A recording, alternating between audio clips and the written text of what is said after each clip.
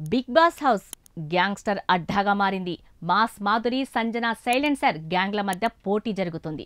సంజన డబ్బులు పోవటంతో అందరిపైన గరమైంది. హౌస్మేట్స్ అసలే గజదొంగల వేషాల్లో ఉన్నారు. అయ్యో పాపం అని డబ్బులు తిరిగిస్తారా? ఛాన్సే లేదు. అవతలి టీంలో ఉన్న తనుజ, సుమన్లు ఆ డబ్బు ఎప్పుడో పంచేసుకున్నారు. కానీ ఇది జీర్ణించుకోలేని సంజన లాక్కోవడం, గీక్కోవడం మన క్లాస్ కాదు, బయట ఆర్టిస్టులం అంటూ సంబంధం లేని డైలాగులు వల్లెవేసింది. దాన్ని దివ్య మోసుకెళ్లి దివ్యల మాధురి చెవిలో పడేసింది. ఇందుకు ఆమె ఈ ఎక్స్ట్రాలే తగ్గించుకోమని చెప్పు అని సంజనపై అసహనం వ్యక్తం చేసింది.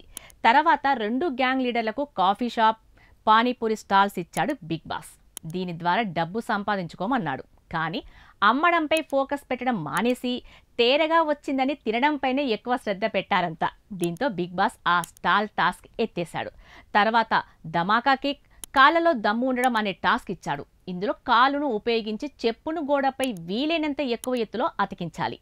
ఇందులో అందరికంటే రీతు చౌదరి బాగా ఆడింది. ఈ గేమ్లో మాధురి టీం గెలవటంతో ఓడిపోయిన సంజన టీం మెంబర్స్ ఆమెను ఎత్తుకొని జై కొడుతూ ఇల్లంతా ఊరేగించారు.